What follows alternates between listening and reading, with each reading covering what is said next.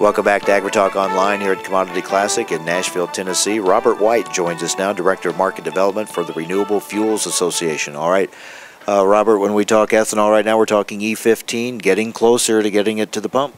Yes, we're extremely close. The health effects and emissions data was approved by EPA a week ago, actually 2 weeks ago today.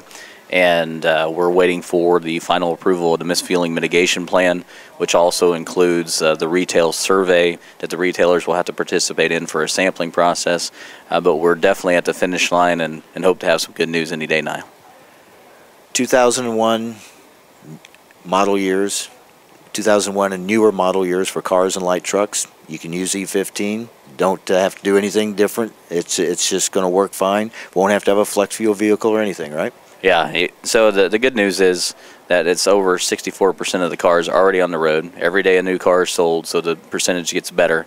But it does constitute over 85% of the fuel, the unleaded sales. So this is a significant volume, and it's either the carrot or stick, I'm not sure which it is, for retailers to become interested once again in ethanol blended fuels once they've got past the E10 point. We have plenty of ethanol right now, and it really, we're dealing with high gas prices, but they would be even higher without ethanol. Oh, absolutely. You're looking at a market where in any given part of the country, ethanol is at least 50 cents a gallon. In some markets, almost $1. If you're using E10, it's very simple math. You're saving almost a dime a gallon because there's ethanol in the fuel. Not to mention if you had to replace that 10% with some more product from some of our unfriendly nations like Iran, for example, today. So there's no doubt that there's significant savings to every consumer, no matter if they're using the ethanol or not. Where are we on blender pumps, getting them around the country for those with flex fuel vehicles that want to use E30 or E50 or E85, obviously? Well, the blender pumps are the most popular dispenser being sold by both Gilbarco and Wayne now, so significant traction. Not all of them are offering E30 or E20 or even, obviously, E15. But the reality is the infrastructure is slowly but surely getting laid so that they're prepared for any blend that comes down the line in the future. Obviously, E15 is next on the horizon, but we know because of the renewable fuel standard, it'll take more volume than that, and the equipment will finally be prepared for when that decision's made. You don't change infrastructure overnight, do you? No, you have roughly 140,000 gas stations in the market in the United States with an average of 8 dispensers per location at $15,000 to $20,000 apiece. This is a multi-billion-dollar changeover of an industry that really hasn't had to do much over the years except update for credit cards and some simple compliance issues. So it takes time, it takes change, and obviously there's the almighty dollar standing in the way. But we think that the promise of the ethanol blends that are coming down the line, as well as the margins that retailers can see in a very competitive world, that we are very attractive. That's really key. Retailers don't have to go to E15. What we're hoping is the market will make them want to. Well, if you look at today's markets, as we said, if you had E15, even compared to E10, it'd be another nickel to 8 cents a gallon cheaper with your impending $5 gasoline in several parts of the country. This is talks to the wallet. It's a whole different platform for once, and retailers are always looking for a way to steal another customer from across the street.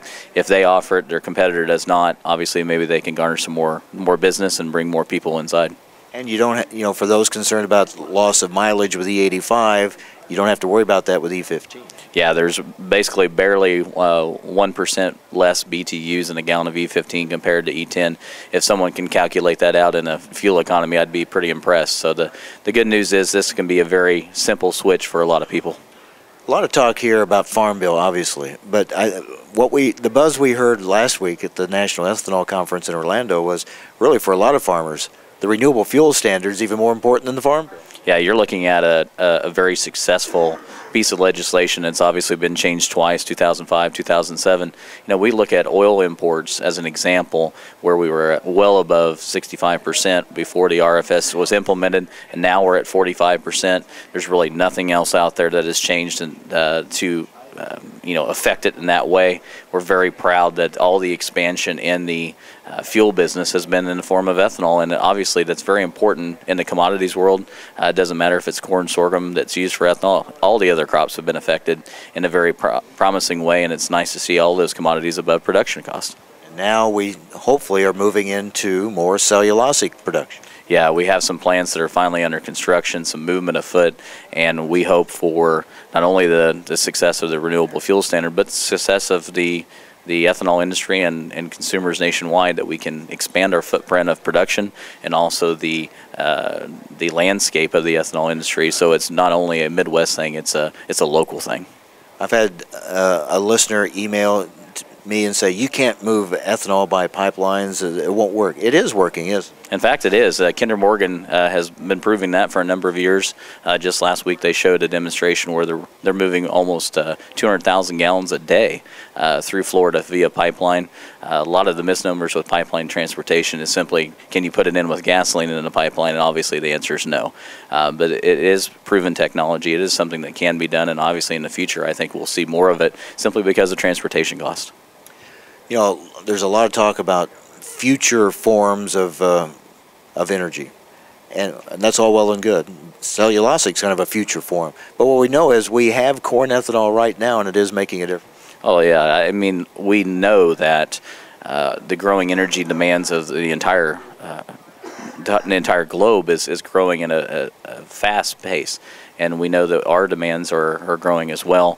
One of the things that is great about ethanol is we will continue to improve on the efficiencies and the production of it, but at the same time, it's here today. And we obviously have plenty. We exported nearly 1.2 billion gallons last year. We're sending it to countries like Brazil, United Arab Emirates, Germany, and obviously throughout Asia. Other countries have got, they know the message. They understand why ethanol is important, and we're hopeful that we can embrace that a little better here and use more of our own product. And the technology really is helping the production of ethanol become more efficient all the time.